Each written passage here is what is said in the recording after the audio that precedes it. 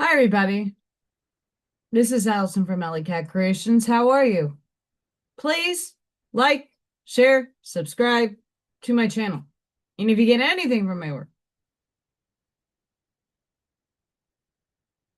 a connected dot, an epiphany, a mind explosion, a new book to read, a new author to explore, artwork to create.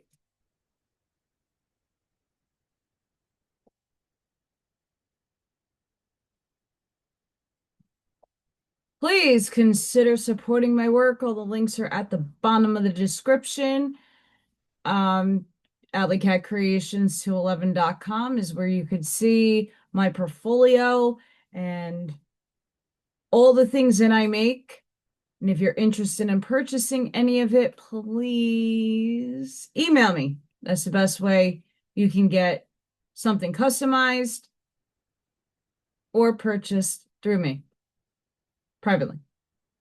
And lastly, 3D memberships is a really great way to support the channel. It's one tier for right now, and you guys get channel member only content. You get oracle readings that I do once a week, and you get access to having free entry into my raffles. And last raffle, Buckshot, Kim S, and Roger won. Um, I still don't know who got this sign, but I raffled off the sign, love sign, and oracle readings. So yeah, they can put Mr. Flamingo up there for the moment. Today we're going to do a book review because I just finished this phenomenal book, The Holographic Universe by Michael Talbot. I'm so excited. Though before I get into that, I am going to do a paint and sip. So took a shower this morning and everything was fine. I did my first laundry since the massacre of the flood, the tsunami that happened, and another tsunami happened down here. So I had to literally sit down here with fans and towels and drive back and get it all up. Very feeling extremely defeated, and then I had a major headache, so I had to go upstairs and just calm my nervous system down, which I responded way better from the first time that happened.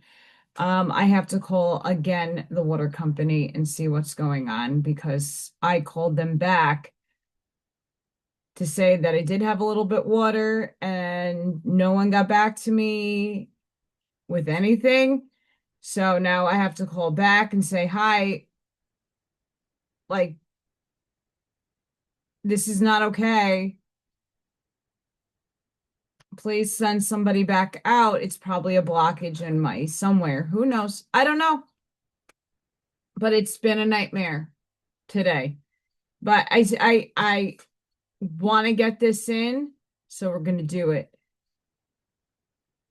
But first, hang on.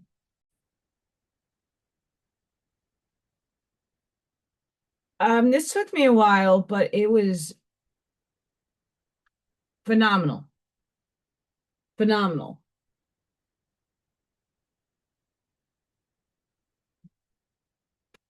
Hang on.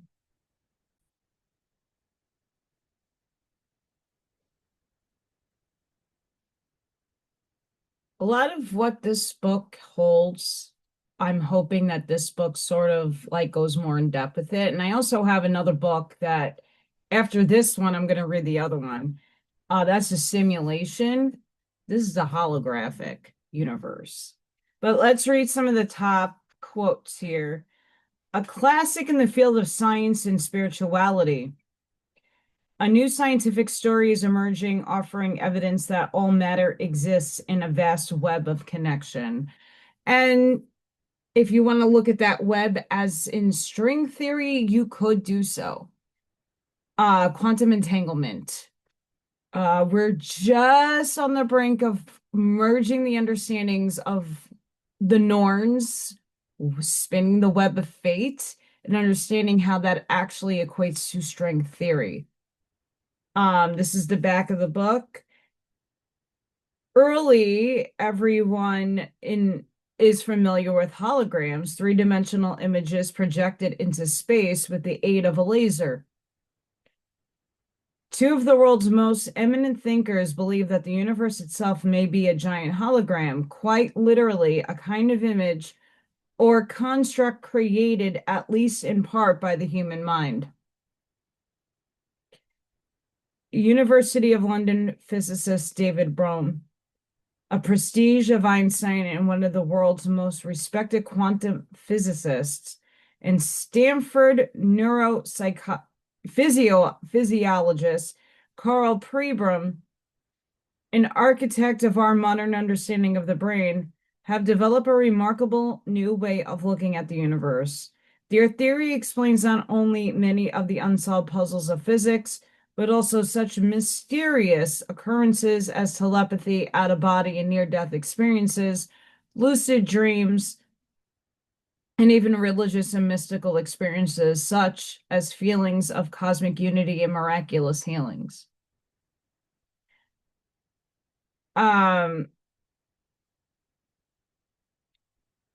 So now featuring a foreword by Lynn McTaggart. Michael Talbot's The Holographic Universe is a landmark work whose exciting conclusions continue to be proven true by today's most advanced physicists, cosmology, and string theory.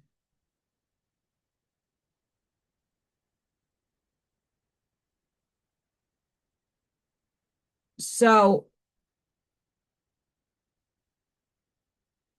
like all the other books that I review, copyrights, why I can't read them outright. This is a book that helps you understand what I'm saying.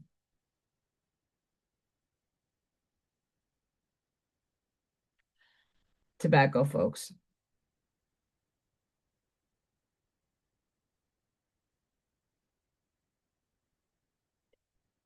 Speculation.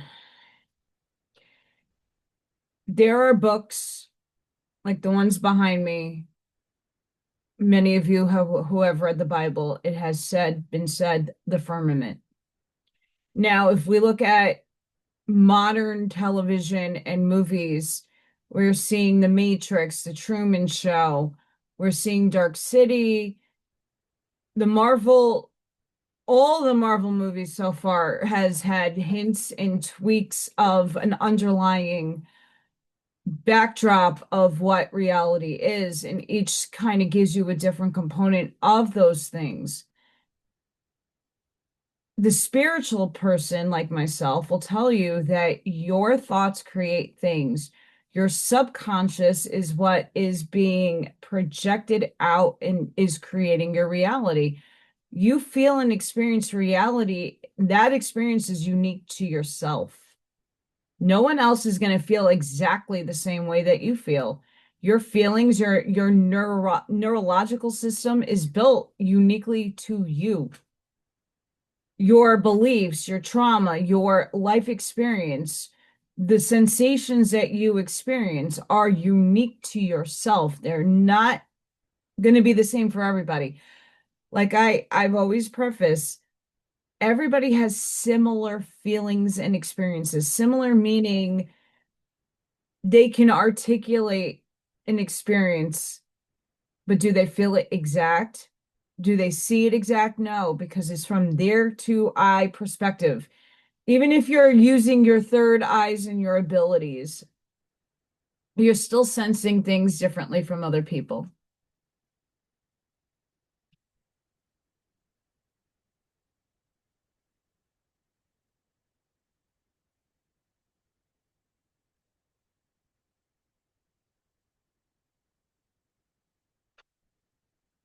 The laws of nature, the laws of the universe. If you look at life, We're not told any of this stuff. There's a reason for it. Because if they told you how powerful that all of us are, and we have been shut off from a lot of the things that many of us have now and are developing, there are many people now coming to me with, oh, like I saw a black figure at the corner of my eye. I don't know what that is. Like that's an overlay of the hologram.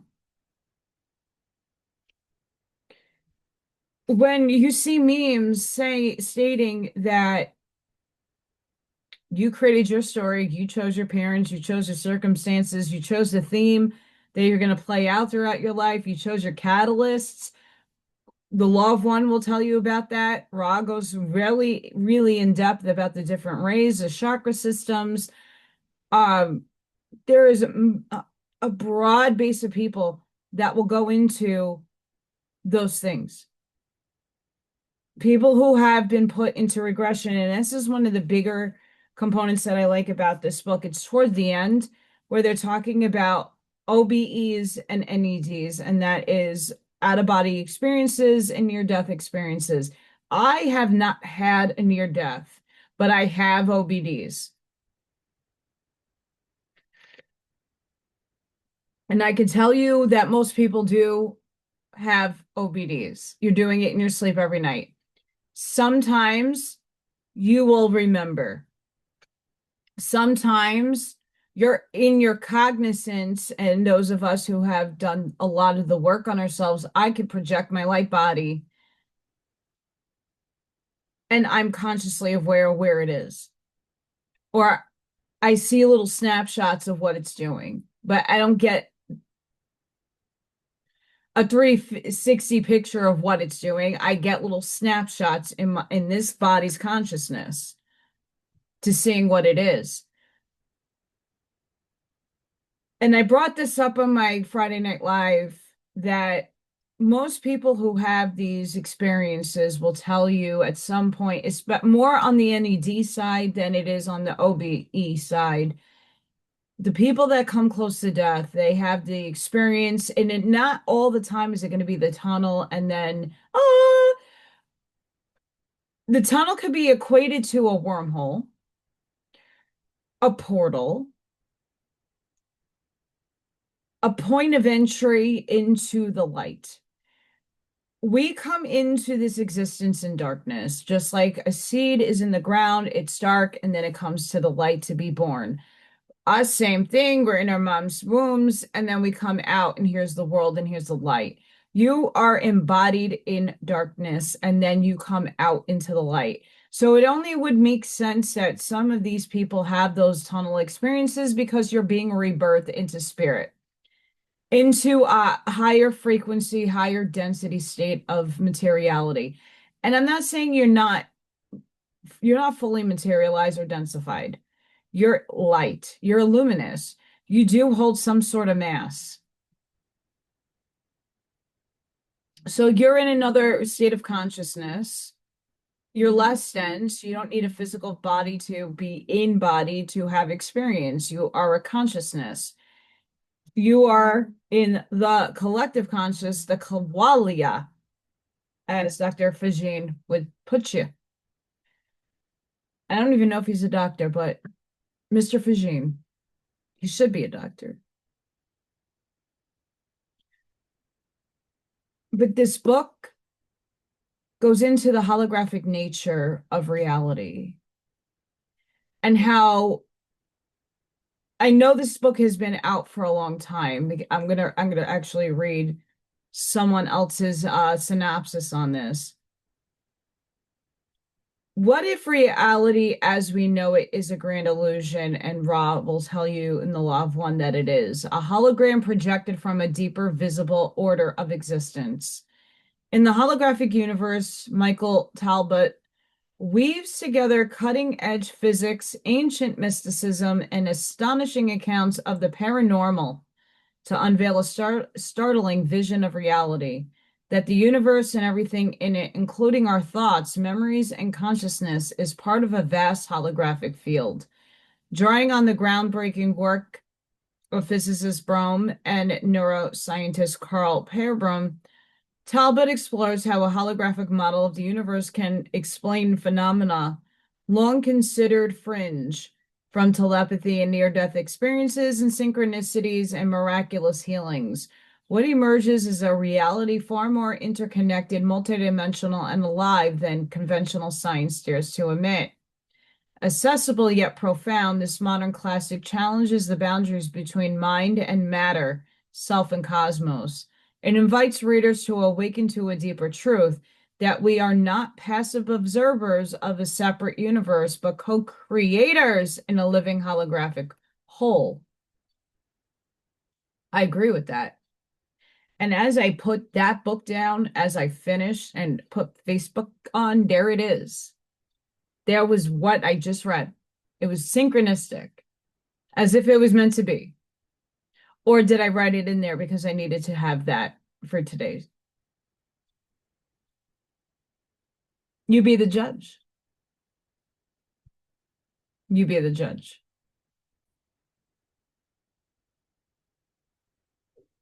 Sorry, I had a pause there. I thought I heard gurgling. Thank goodness.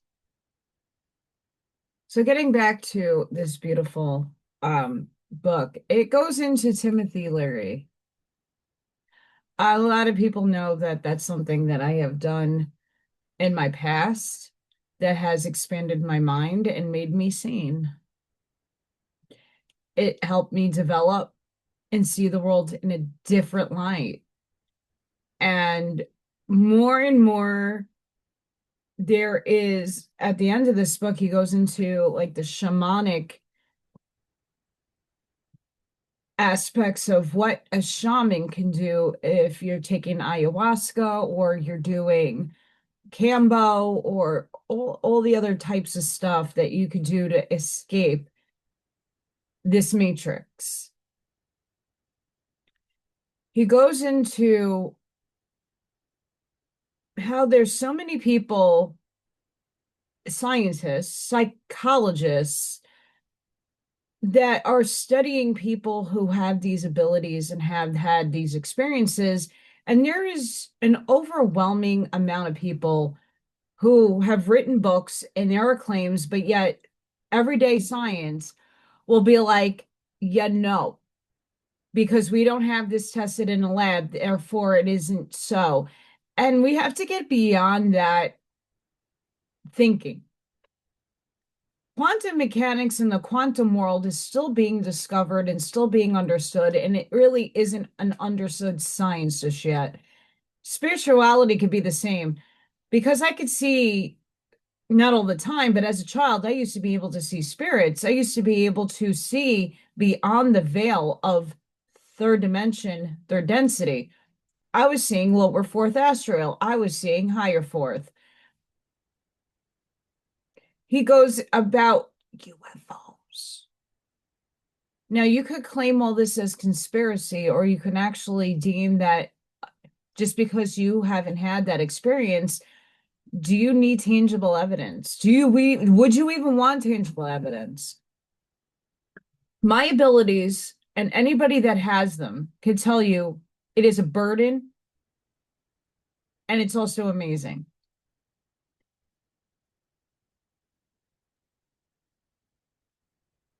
Are you able to confront demons and see them for yourself? Are you able to see the dark things at night that would make people run and hide? These are things that you, if you have the sight to see and the eyes to hear and the ears to hear, these are the things that sometimes you will come across. They're all tests. But the book goes in depth with different studies and different groups of people that come together and have just showed how holographic things are and that your consciousness is really what is dictating reality. We all co-created this reality together.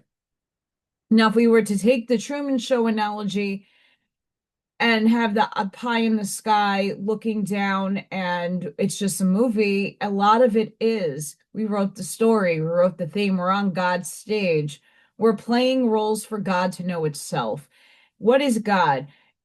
If you're looking at it in a scientific term, it's a subatomic particle with a charged ion and charge positive and negative charges to an oscillating amazitude of a luminous light, consciousness, energy, light, frequency, vibratory states, the harmonic universes. If you were to pluck a guitar string, each of those strings have different sound waves. In those waves are pitches and tones that create sound. Now, what happens if you do that and it creates matter? Your desk, your pencil, your body. It's not out of unfathomability that that does exist. You can hear and see a guitar string pluck. But if you read the laws of nature in the Kabbalion and other books that have the laws of nature in it, everything is vibrating. It's just a matter of how dense an object is for it to have a vibratory state that you could physically see.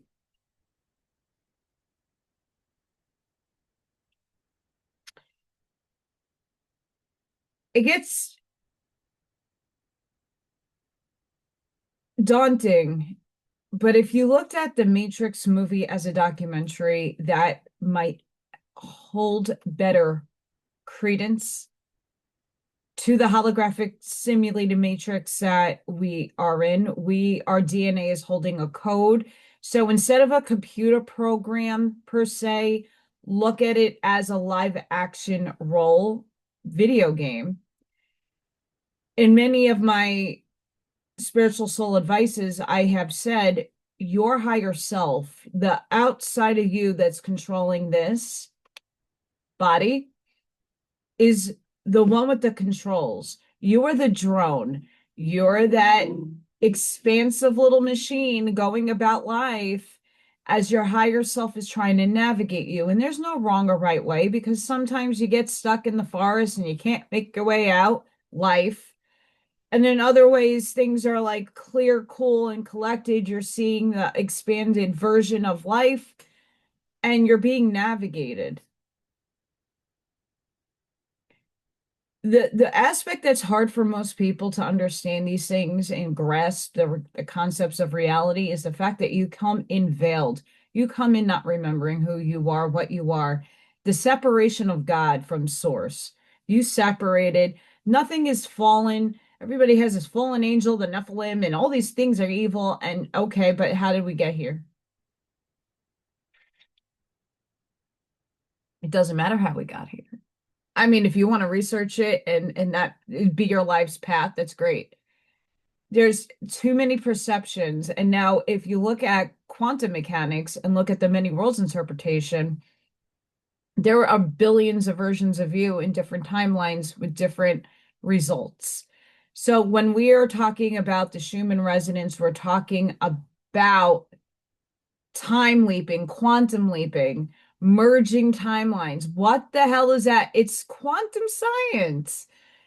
It's saying, Dolores Cannon talks about this. The path you didn't choose is playing out somewhere else. It's in another timeline, in another dimensionality that you can't perceive. It exists, you can't perceive it. The overlay of all of that is the Mandela effect. It's when we are all collectively jumping and leaping into timelines because we have elevated our consciousness to the next level of reality. Let's just say leveled up. We got past that stage in the video game. We moved up. And here we are. And the quantum holographic theory is explaining this. They want to know about ghosts and they want to know about how someone has telepathy and has the ability to read into the collective consciousness. Most of us are channels. Whether you want to believe it or not, everybody does channel. Some of us are cognizant of what is coming through us to channel. It's our higher fractals and the higher essences that make us whole, embodied. He talks about This is a big one for a lot of people that watch me. The power of the will of your thoughts that create things also helps you heal. He gives you evidence in the book about healings, about gurus, not in the the sense where they're dictating laws in nature and everybody bows down to the idolatrous one. No, we're not doing that. It's humbled people that can materialize things out of nowhere. There have been people in history. Stigmata is one of those things. In the book, he talks about stigmata a lot and how there is no way there's physical evidence that someone is actually having that kind of experience. Is that drawn up from that person's fanatical mindset about the crucifixion? Perhaps. And I'm not saying fanatical in a negative tone. It's somebody who is so super obsessive and in thought that that thought now creates physicality. It's the same thing when you go to the doctor and someone tells you you have a disease. Now your mindset can shift to, oh my God, I'm going to die, or oh, I'm going to beat this.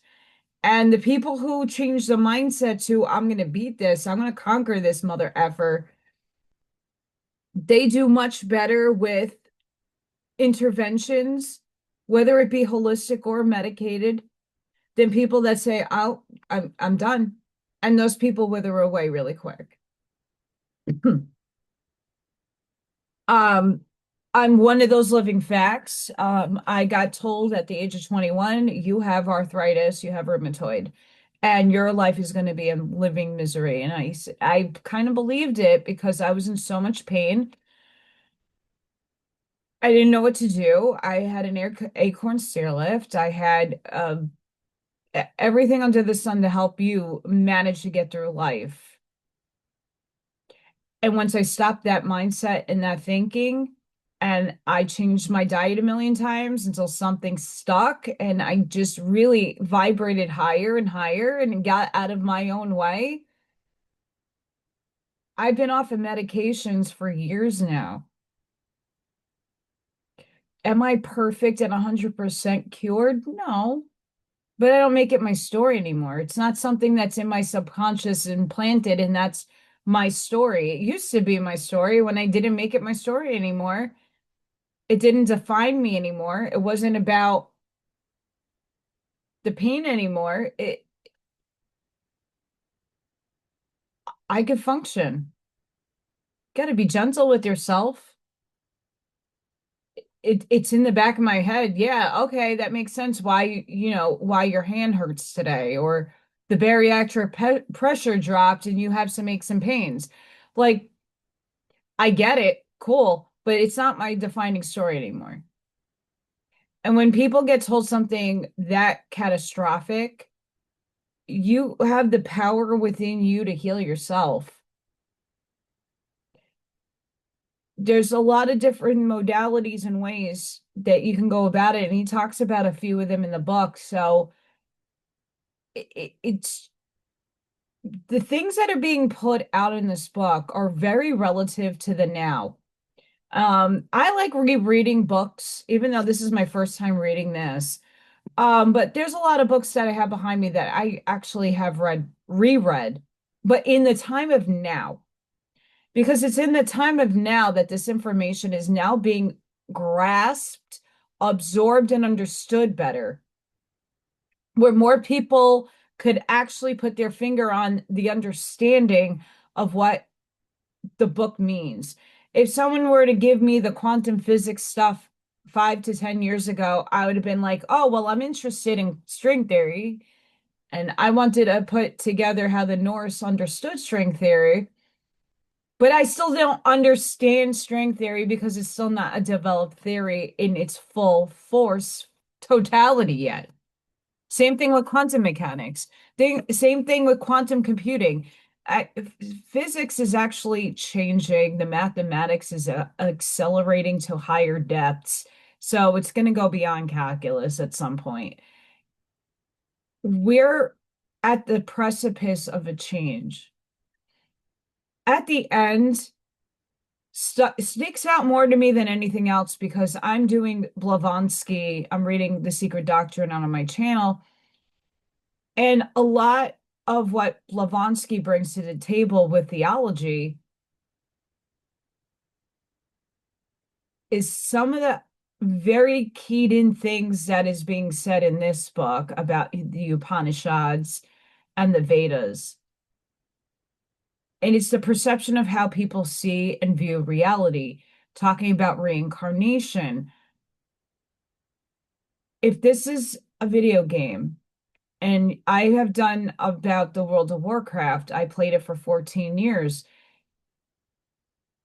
You choose an avatar, and then if you die in this simulation, you get to come back and pick up where you left off, potentially. Every time you go through a level, you're getting missions and you have to go and do and drop off to this. You have to go over there and do that. And then you get a couple of experience points. And then you get your wisdom and understanding, oh, I have to do this combo in order to get this done.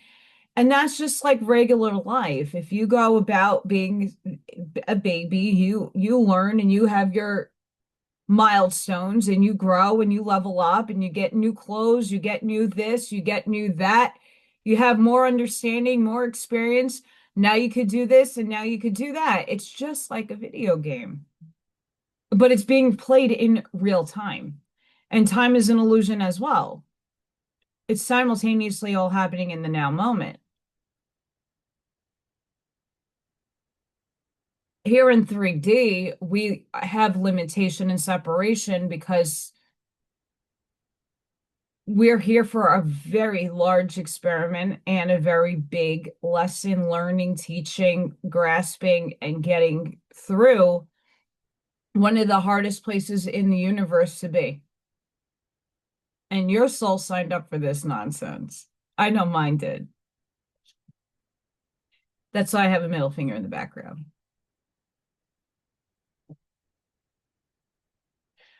Mind you.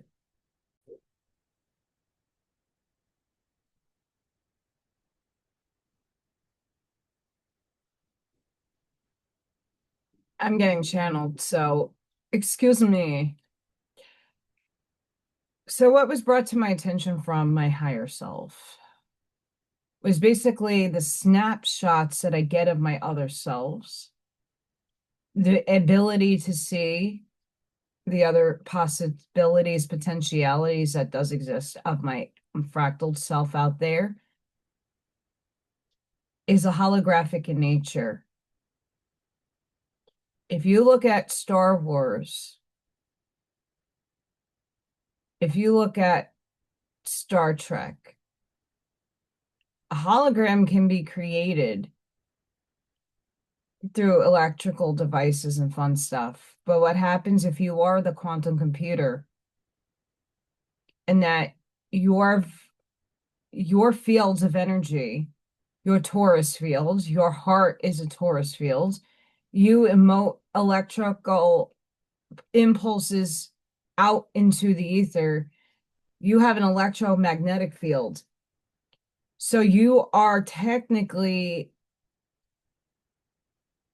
affecting other people in your field.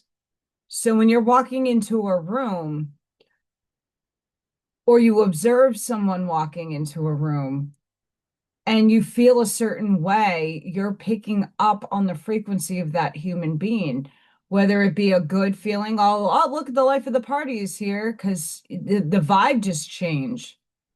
It gets lighter in the room. Everybody just uplifts in the room. Where some people walk in the room and you're like,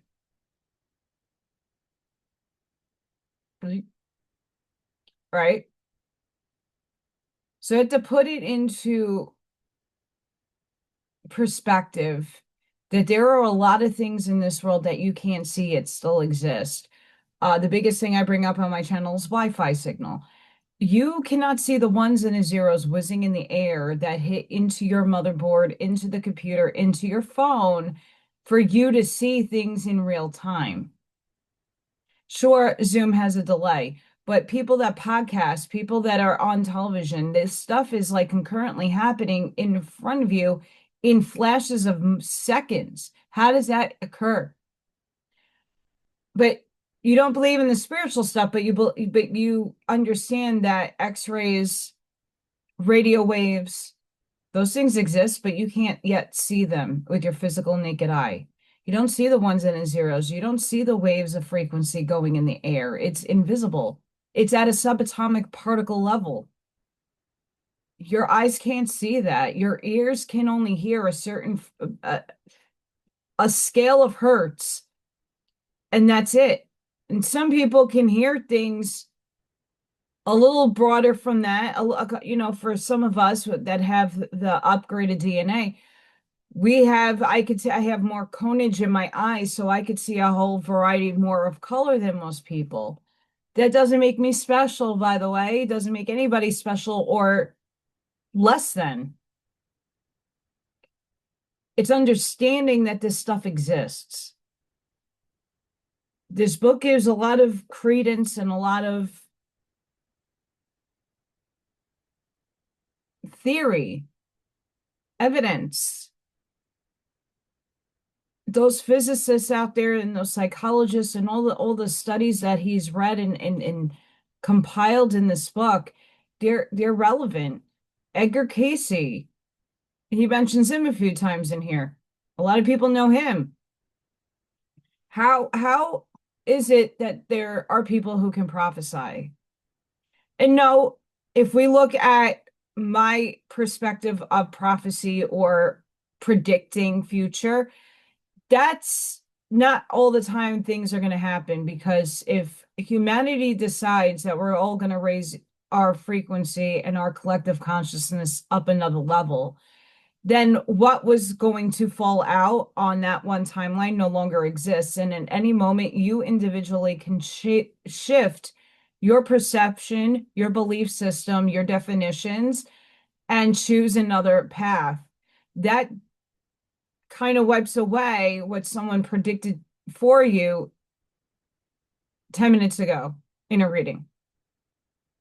I've had a medium tell me I was going to find my husband, I was going to have a kid, and I was going to have this beautiful life. And that never happened because I raised and I keep raising my timeline and my frequency so that I hang out on a timeline for a little bit and then something catalyzes in my life and I'm jumping on somewhere else.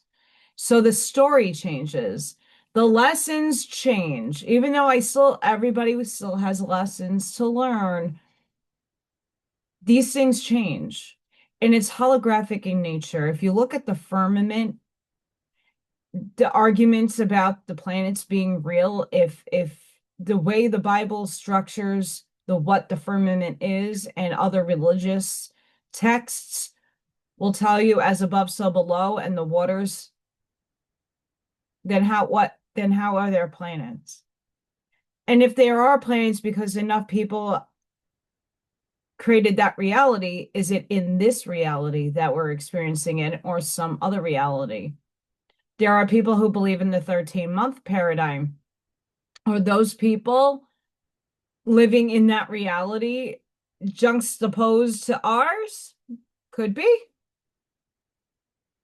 Everything is possible because when you think it, it will become, if you give it enough intention. Put it in your field and let it go. If enough human beings think on the same lines of thinking, things will manifest. The wave function will collapse. The entanglement, you're the GPS signal, and somewhere in the other part of the galaxy is the entanglement to something that you want. And you bring it down and it densifies, and then eventually it collapses into materiality. That's how we call it manifestation. Things are manifesting. Objects are manifesting. That's because you're collapsing the wave function that you use your will of intention to the entangled aspect or thing that you want. And you willed it into being. It's not wishing it, you willed it.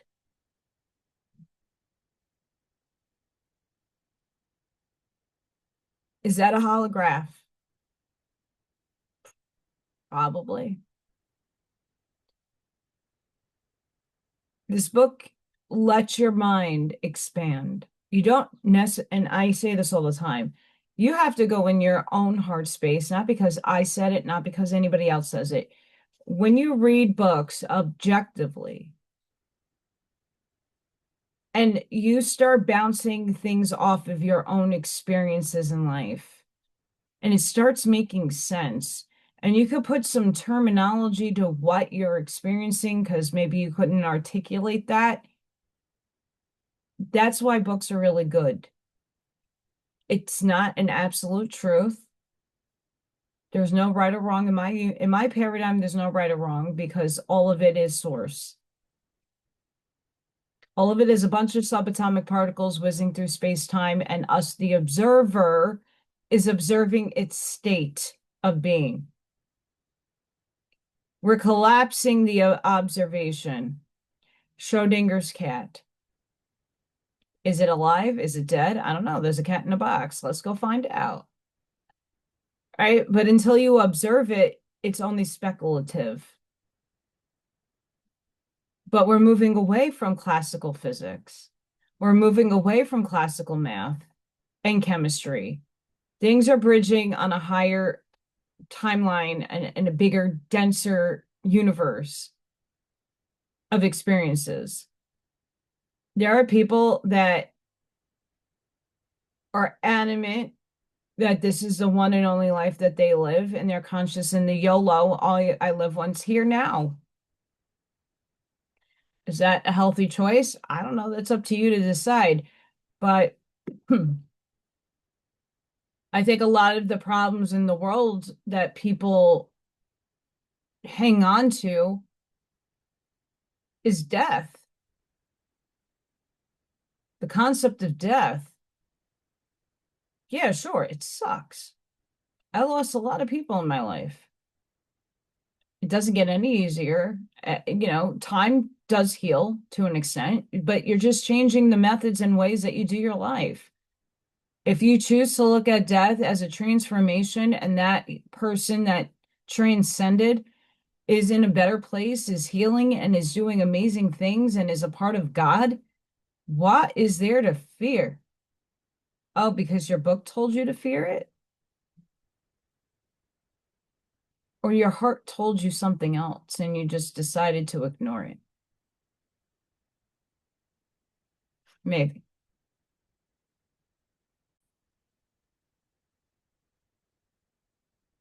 Other things to note too, Carlos Castaneda um, took his whole the whole book series um, has a lot of shamanic undertones in it from the South American perspective.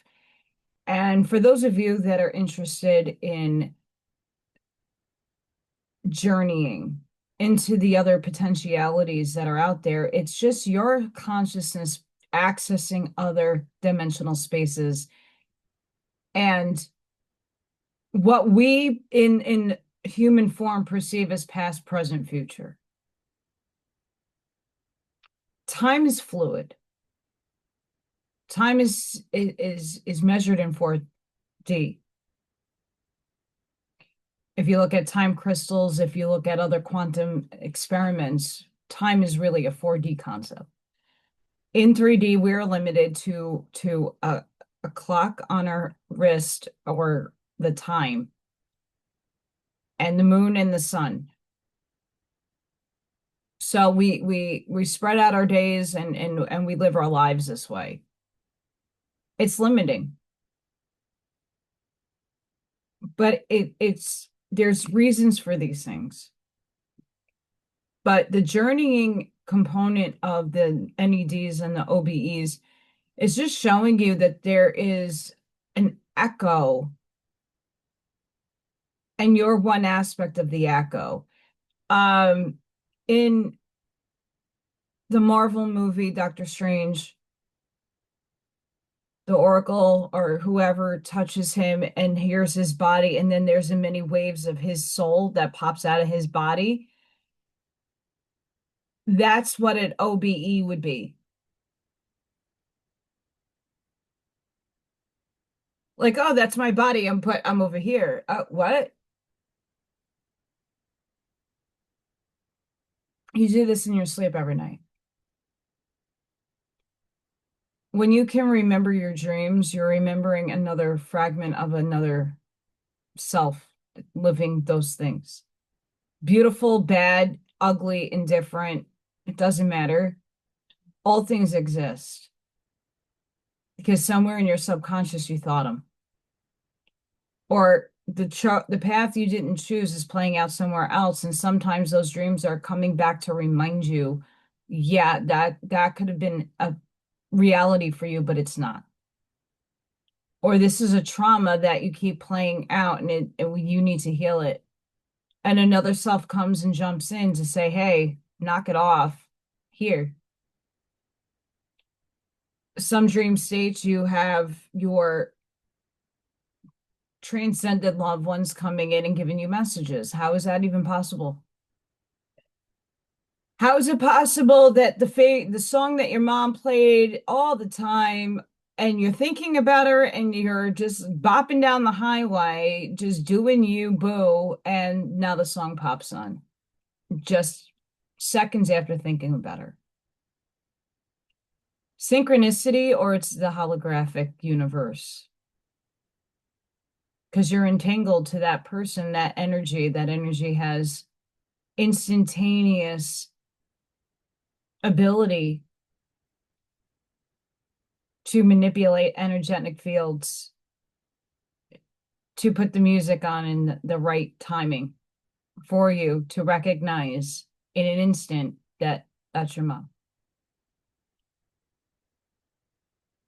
It's very perplexing.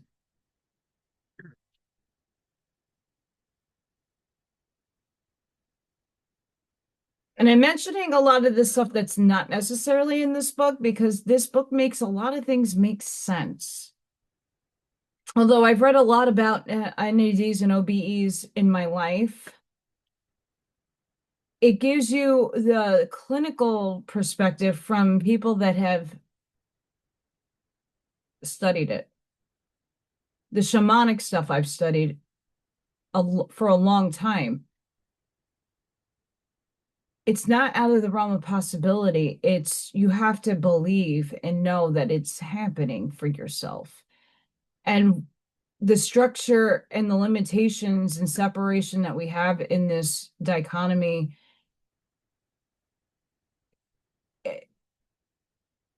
limits our brain thinking capacities to well, the book said you can't do that, that's demonic. Or I never grew up knowing that. Okay, where do I begin? Right? It's a willingness. You have to take the reins of your life. And even if you're different from everybody else, you're the black sheep, you're the one that stood out half of your life, and most of us are to an extent. We still should not be doubting ourselves that some of these things that are in this book we have all experienced to some extent. And if you really think about it, it's there. You forgot. It's the great remembering. And as we remember the other selves, the other lives that are concurrently happening right now, you can pluck those things out. It's playing out in a theater near you. It's just, I could take this the paranormal route as well. And they go about a lot of paranormal stuff in there. But residual energy. So let's just say a psychic medium that can read a physical medium that can go into a space and kind of call back certain events that created such an energetic flux that it's stuck in the wood. And that a person that just moved into a house is experiencing the same thing at 5 o'clock in the morning. They hear footsteps going up and then they hear a big bloop and they can't tell you what it is or how that is being experienced, but they know that happens at this time every day at this time. It's residual energy playing out, and it's probably playing out its death state, whatever that energy is.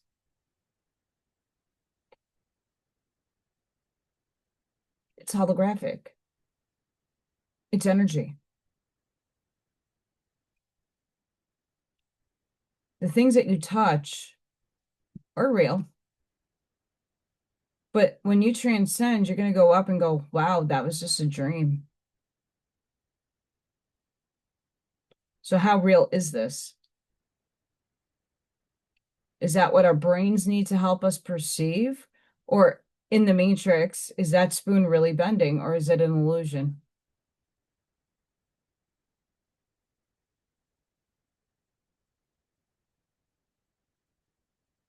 There are people that can bend spoons. Watch the movie Powder. I do a whole synopsis on Powder on this channel. One of my favorite movies ever, because it tells you blatantly that shit's real. But if you go look at The Simpsons predictive programming, any show, but let's take The Simpsons. In the early 1990s, they have like just did episodes with like far-flung concepts that, collapse. They put a dome over their town and they blocked out the sun. And there's a whole bunch of stuff that they did that now, like 20 years later, people are like, oh my God, that was in that. What? How did they know that? And then you can go into the conspiracy land, go, well, there's technology that people can look, Project Looking Glass, and then people that can remote view or machines that they have that they're tucked away somewhere that predicts things. But is it really machines or is it the holograph?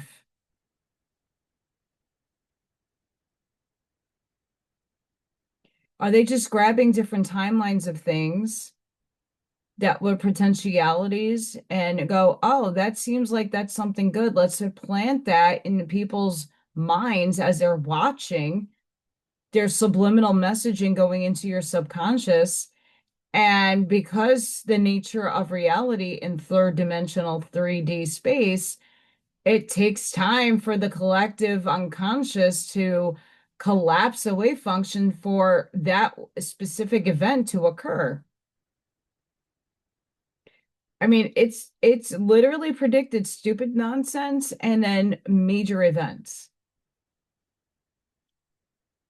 One example of how a holographic universe would work, and a simulated one at that, because the concepts are there.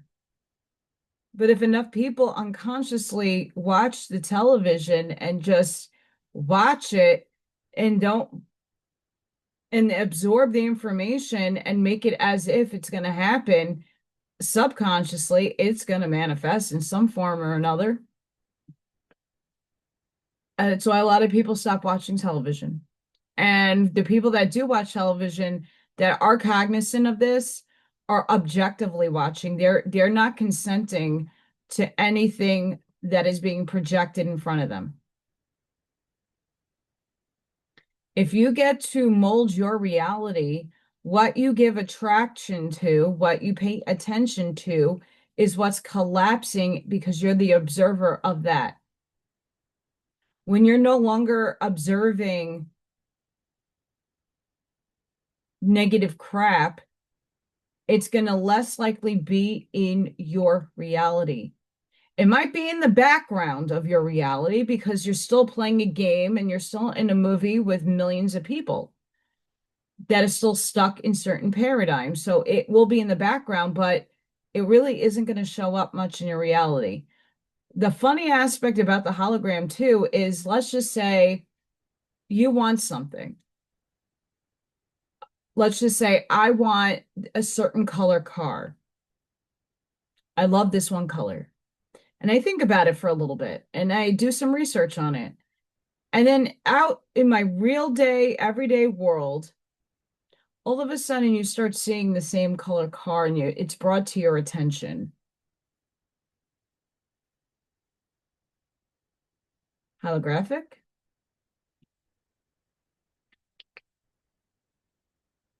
Could be.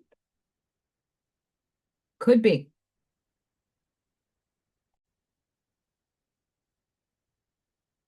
I hope I didn't lose people. But I do want to read what AI off of Google suggests what holographic universe theory suggests that our three-dimensional reality might be a projection of information encoded on a two-dimensional surface, much like a hologram. This means the entire universe as we perceive it could be an illusion created from data on a boundary. Ashtiana Dean has hinted to this in her Voyager books.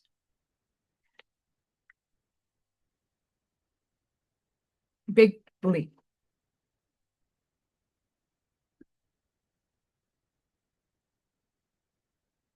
If consciousness equals light, equals information,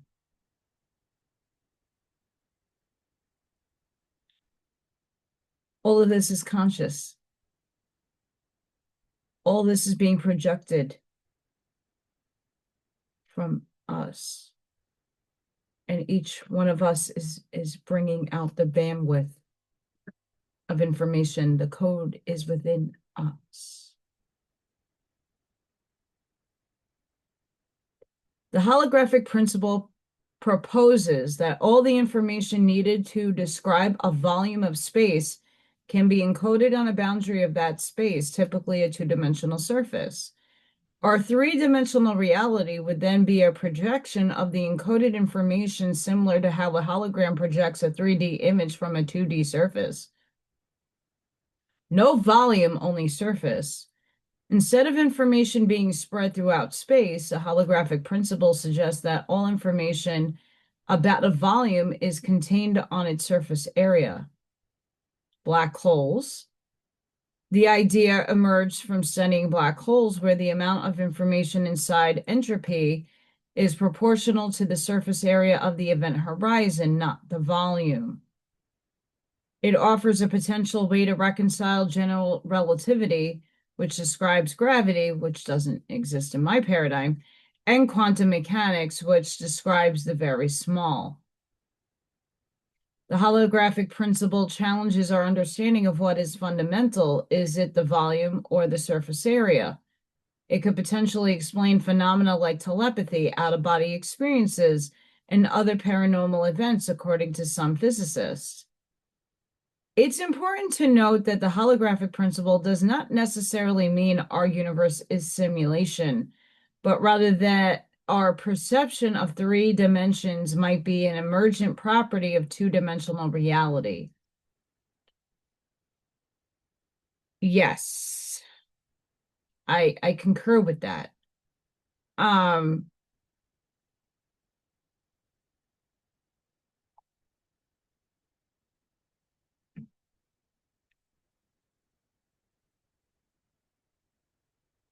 And people have asked this question, what is a holographic universe spiritually? And the holographic theory of the world encompasses not only reality as we know it, including hereto unexplained phenomena, but are capable of explaining such occurrences as telepathy, paranormal out-of-body, synchronicity, lucid dreaming, and even mythical and religious traditions such as cosmic unity.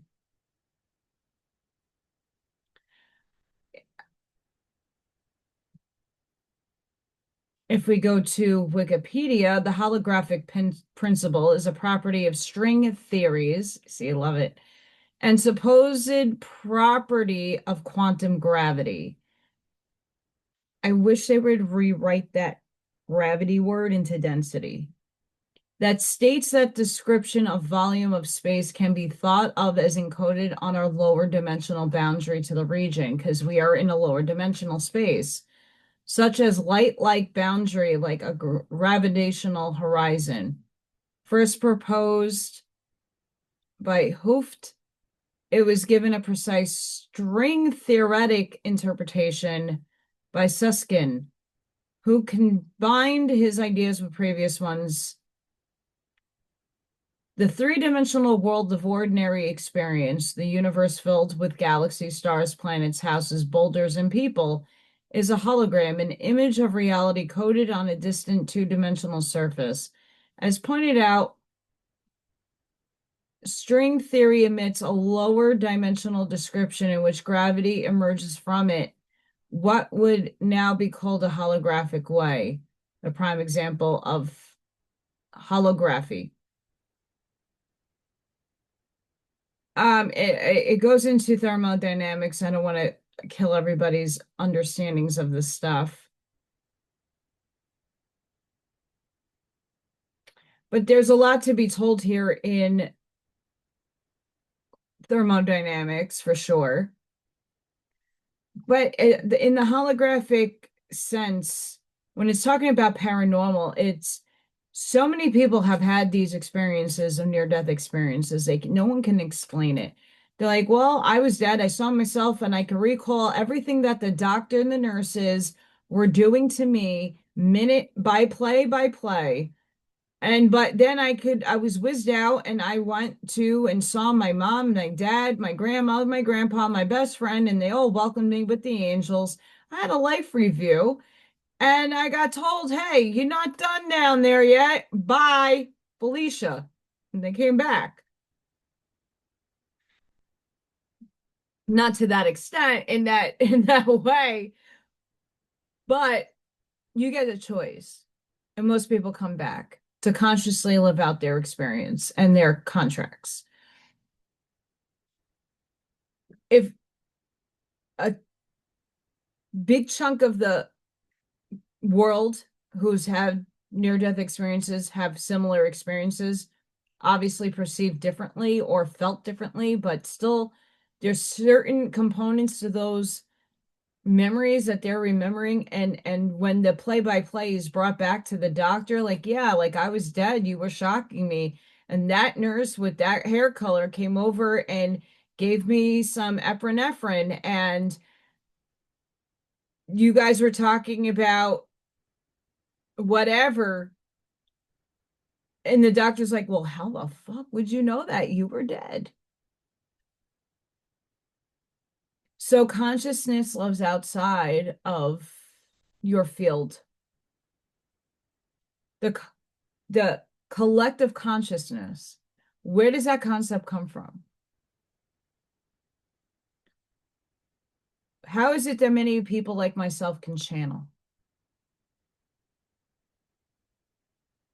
Why do we even want to equate, like, oh, your pineal gland is a big component to what consciousness can reach out of and how far up?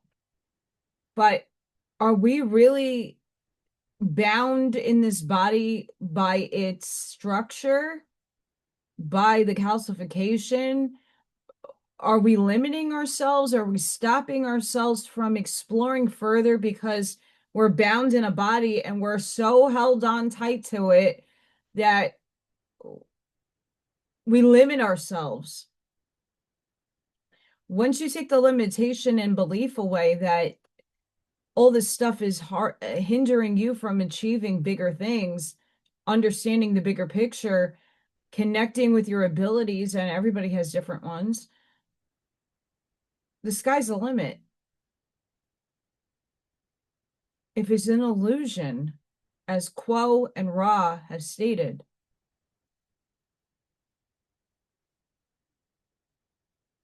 we're bound by experiences that we need to play out.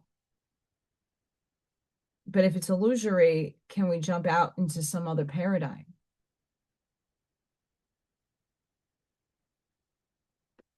This book blew my mind. A bunch of people have recommended this book a few years ago to me, and it just wasn't my time to read it.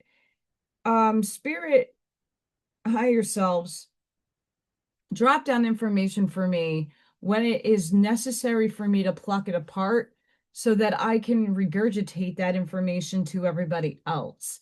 There's a lot of things in here conceptually that a lot of people might not get if you're not in the quantum mechanical understanding. And look, I can't do the math. I can't do physics math. Can't. Nope. Won't even try.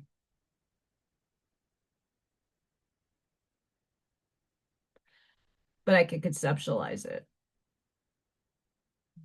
I mean, we got Max Planck. We got people materializing dust out of their hands, out of air. We got people who can use their thought. Many of us already do this. Mhm. When I was working out of nowhere, just sitting and kids left, and now I'm eating lunch, and all of a sudden I would get a big burst of voices in my head of things that people have said about me. And the test for me is, I'm not judging that person based off their opinion of me, but now I know the barrier to around them.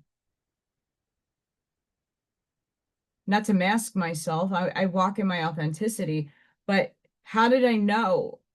And when I bring it up to certain people, they're like,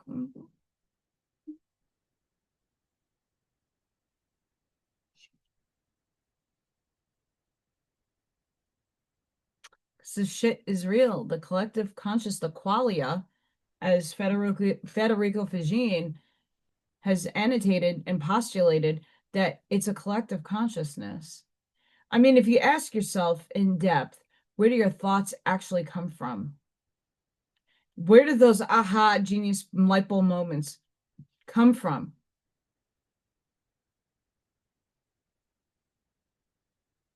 Where do your ideas come from? Your thinking process? What motivates you? Do you ever think in depth about it? Where are these things coming from? How did Nikola Tesla and any inventor, it doesn't need to be him. I bring him up because most people know him. Where did he get that information from? Back in that time frame where things were a little on the archaic side. How did he know to bend certain metals and to do all these tests to conduct the ether? You know, where did he get that information from? Higher density selves, perhaps. Was he channeling from his higher self, which is an entanglement to source through the 15 dimensional levels? And it could be an infinite amount of densities and parallel universes that are stacked and overlaid over us. And in the reality that we're viewing it in is a holographic in nature, because when we're all talking about 5D and the world's changing and we're closing the end of an epoch, the Kali Yuga, whatever you want to name it and label it, a cycle in the world is ending. We're seeing catastrophes. We're seeing major events. We're seeing Gaia conscious. Earth is conscious. We call her Gaia. She's ascending too. She's moving up a level. She's moving up consciously. And the old has to go. And this is where you could take quantum physics and spirituality and go, it's the same shit. It's just a cleaner way of explaining it. Everybody's going through something, major changes and rifts and shifts in life.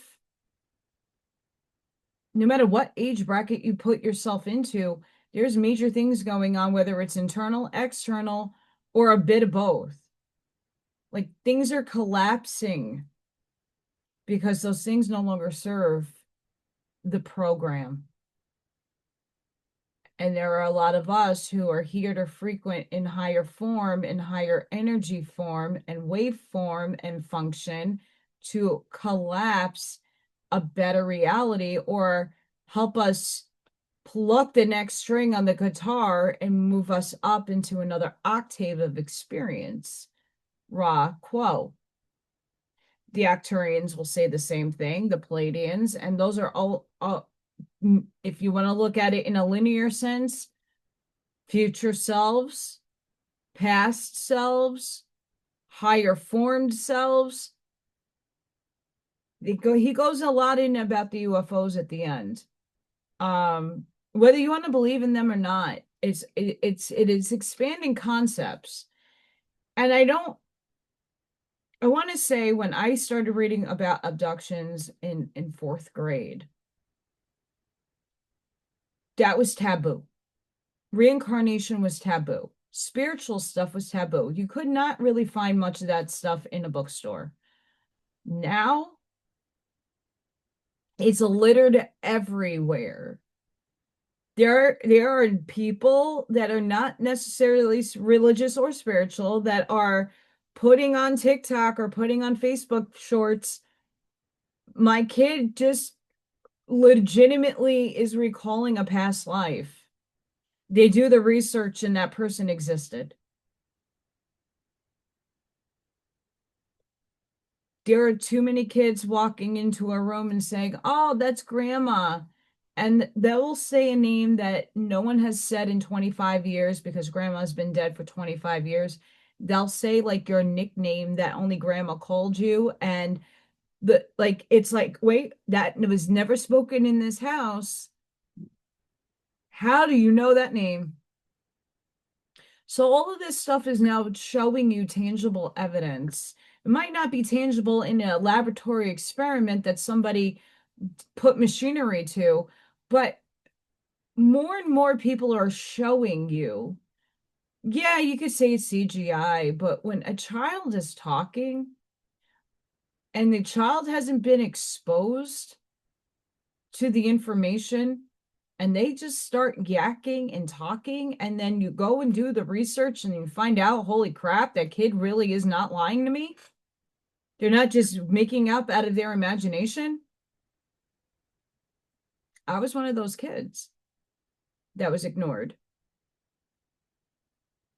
But more and more now in this day and age, people are more accepting of those potentialities, and they're not necessarily postulates anymore. More people are seeing and believing and incorporating this information into the scientific structure so that left brainers can sit there and right brainers can sit there and commingle in unity and dish out, make it make sense to everybody. And we're not completely there yet when it comes to the quantum mechanics and string theory. It's still called string theory. We saw it on the Big Bang Theory. It's postulates. It's thought experiments. But more and more, I'm convinced that it's no longer a theory, that things are bound by strings. And strings in terms of frequency and bandwidths. And information in the ether that some call qualia.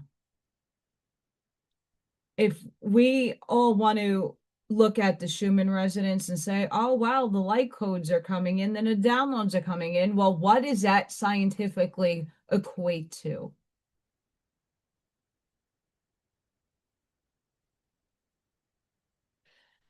Ask yourselves. You hear all these spiritual people talking about, I do it. Oh, the Schumann resonance going off today. And in my observation, when I'm working, and obviously I don't have my phone app on all day, I'm working, I'm in it to win a chicken dinner.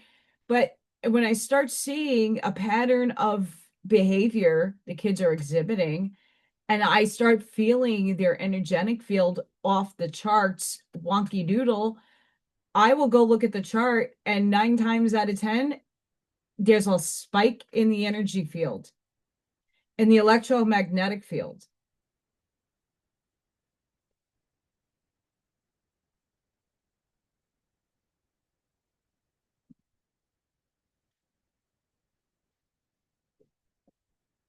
We're talking about the galactics helping us with light codes and information.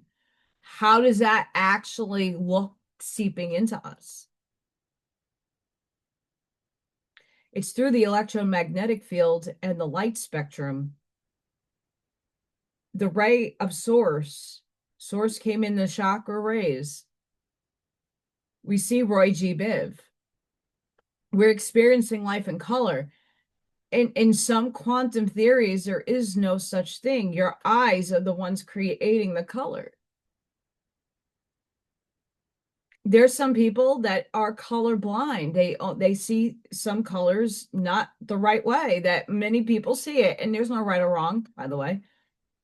But everybody experiences their reality and feels it differently. You're a unique expression of this universe, whether you believe in a God or not. There is a source, an energy source that collapsed into this fine-tuned universe. And we're not necessarily me. I'm more interested in the information and like learning and absorbing it, but it's something to go ponder about. I like pondering. I like thinking big, expansive thinking. I like different avenues of expression. I don't want to be bound by one book, by one author, by one paradigm, because all of it exists and I want a taste of it all. And I'm sure many of you are starting to see the similarities and the differences of classical physics. So that's like Einstein and Hawking, and even Hawking started pushing limits. But there are a lot of not known named physicists and chemists and neurobiologists out there who are discovering and have already discovered a lot about the holographic simulated matrix, the simulation, all these different theories. And now they're actually starting to become experiments in the laboratories. It's not just hearsay anymore. Things that have been brought out 50 years ago are now really being tested, and we have the technology now to map a lot of things out. It should not change the way you live your life. It's just a nice way of explaining the untangible things that are out there, that you shouldn't be dismissive of other people's experiences. Some people do have hallucinations, and some people are, that's just another, they're touching another piece of reality that you can't comprehend. If you ask someone who has schizophrenia, they're in another reality. They're vibrating in a different, their neurological system is vibrating differently, and they're reaching different avenues of densities and dimensions within the here and now, consciously. And there's an overload, and their brain can't process it. And that's why people are cold kooky and bananas. Are they really, though? Probably not. Their brain works way too fast. Their neurological system is wired differently, and they're experiencing multiple different dimensional spaces at once. It's an overload. Your body is only tuned to the station that you're tuning into. It's like I said, the pluck of a string on a guitar. You're tuned into the reality that you're in right now, that you're in the here and now, breathing air in the moment. Any moment you could choose to think a happy thought and get excited. And now you're tuning into a different frequency. So the experiences that you're attracting and observing in your field change, because you just lifted up you lifted yourself up into a positive stream of thought. You took the components in the qualia that are positive, and you're tuning into it. And now you'll be the active observer in physics, seeing it. That still doesn't mean that things don't happen and go wrong. I had a major Noah's Ark flood down here this afternoon, right? Instead of the first time it happened, I was a nervous wreck and my vibration was really low and I was shaking my face off. This time I'm like, okay, I'm gonna go clean that up and then I'm gonna go and spray bleach and go upstairs with my headache and take a little nap because I can't handle it right now. I'm shifting my mindset and I'm shifting the way I react to my reality. All of this takes time. And this book gives you a nice, opened, expansive look at different thinkings, different perceptions of how reality is strung about, and different theories that people have put out. And Michael does a really good job of kind of piecing a lot of this information together and putting it in this book. I highly, it's in Barnes and Nobles. Like I went to Barnes and Nobles, the one and only in this region, and I mean New York, you can go find it anywhere, but here not so much. But you can find, I'm gonna post the links in the link section where you can find this if you don't have a bookstore near you that have it. Um, it's it's worth the read. It's worth the time investment. Um, and even like Google and they break AI is helping break things down. I'm not an AI fanatic. I think it's a lazy man's way out because people use it to write essays and write books and create shit. And it's not coming from the original person's thoughts. It's just like, oh, I need a rich, quick scheme.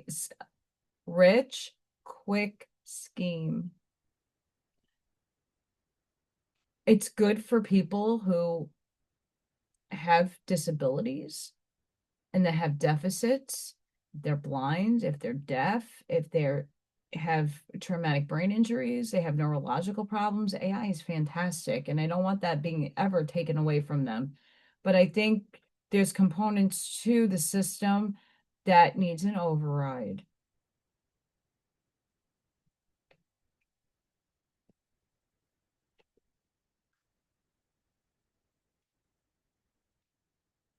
This book is about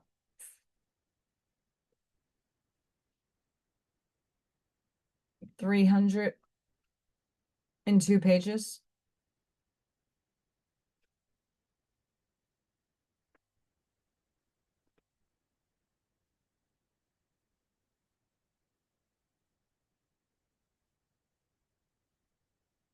I'm going to quote here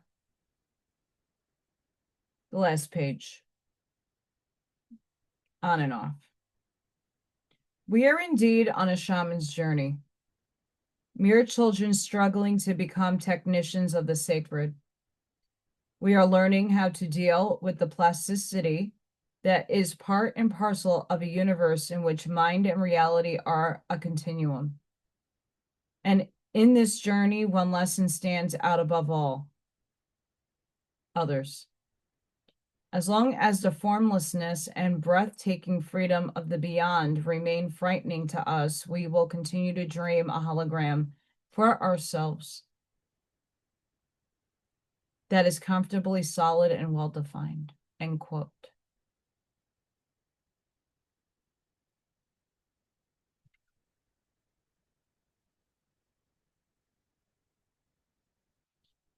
The last one in here,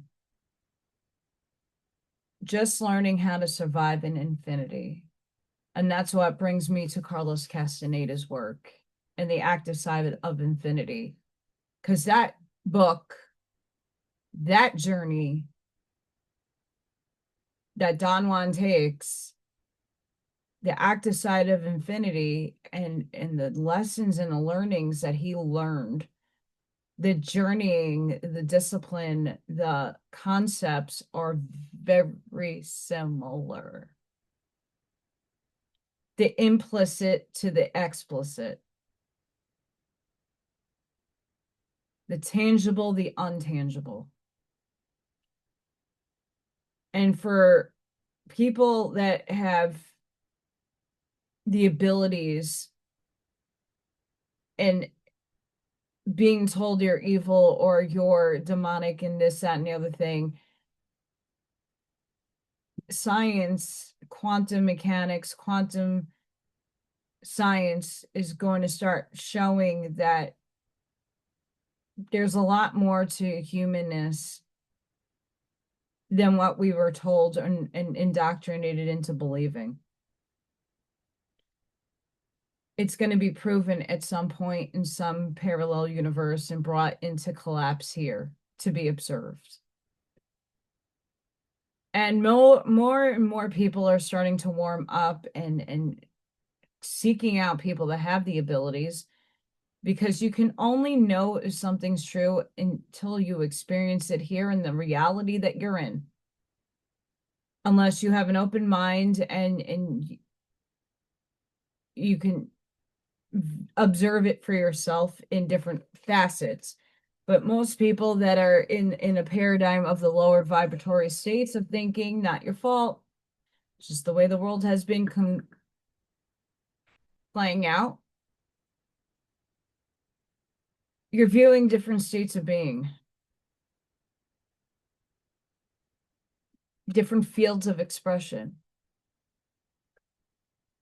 And you've been dictated to, and your mind has been shut down and lowered to keep you there, to be the slave of a system.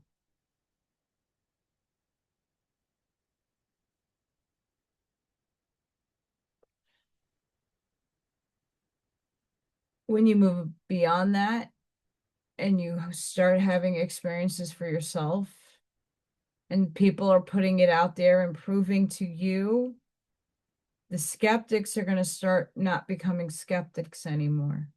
And it's good to have a skeptical brain. It's great because that's good discernment. That's good judgment to know if someone's bullshitting you or not. But when you are able to read frequency and energy and tune into different paradigms and different realities and densities, and you start seeing things for your own self, the UFOs, ghosts, specters, orbs of light, you start getting epiphanies out of nowhere. You're thinking differently, you're expanding your consciousness, you feel different, you're showing up differently, things in your life are collapsing and changing all at once. Are you going to ignore it, or are you going to go with the flow and embrace it? And we're at that point in societal times in this quantum leap that we're all doing together, that consciousness is on the rise and more people are becoming aware of these things and not poo-pooing them anymore as hearsay.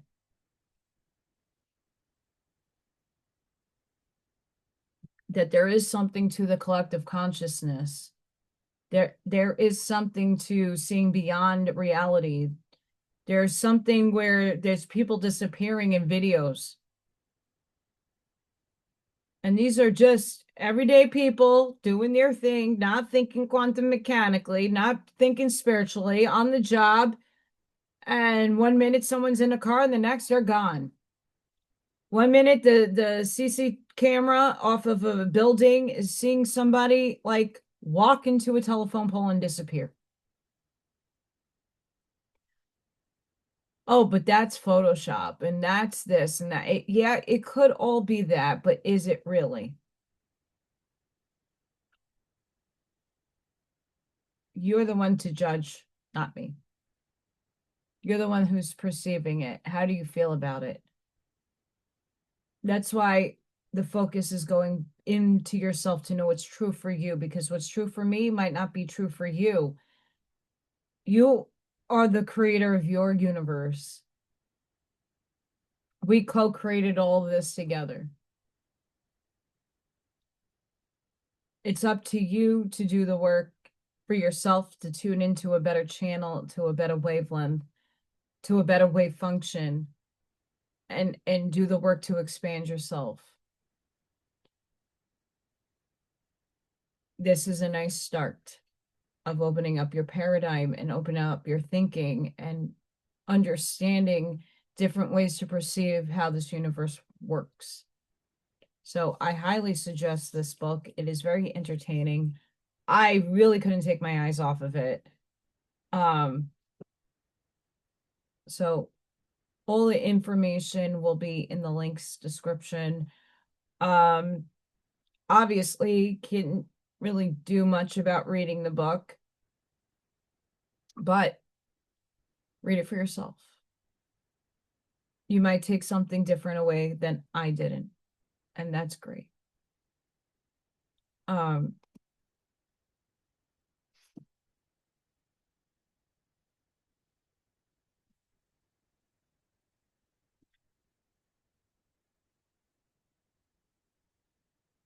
And thanks to a viewer, I got a coffee spilled bookmark.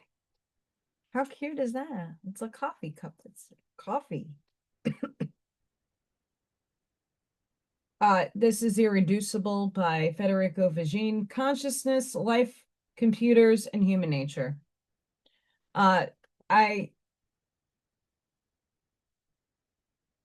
He goes into quantum panpsychism. I can't wait to read this. And it might tie into the holographic idea and concept. And I think the simulation also ties in. I think they all kind of string together with differences, but there might be a larger totality to it. So stay tuned. Stay tuned. Sending each and every one of you love, light, compassion, grace, shielding, and protective energy. Please go within. Be the shoulder, be the lighthouse, seed your truths, light that path forward. Gonna get a paint and sip in. I'm hoping tomorrow. I'm gonna try to finish Mr. Flamingo. I don't know what's gonna be with my plumbing. I'm not trying to worry about it because if I worry about it, I'll get nuts.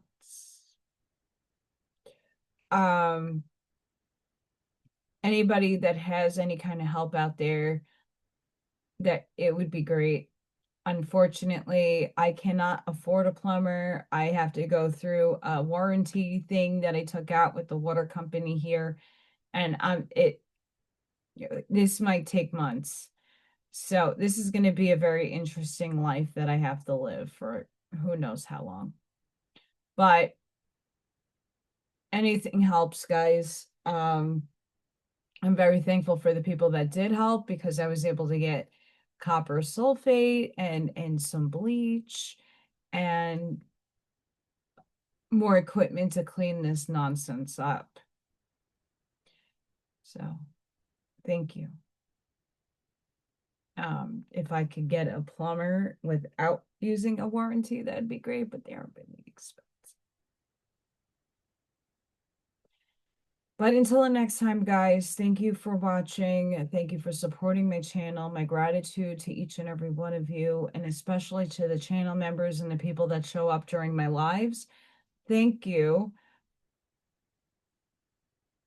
We're really changing a lot of people's lives, and I couldn't do it alone. I'm a conduit to source. I can channel. I have a lot of knowledge. I have a lot of experience, sadly. But I got a few messages with people who had some traumatic things happen to them in the last couple of months that Friday's show changed them, and they wanted to thank me, but I also wanted to expand that to the people that are on the channel healing and just showing up, not just for me, but for everybody. So thank you. Have a blessed and beautiful night. I hope to see you guys on the next one. Thank you for watching, and bye for now.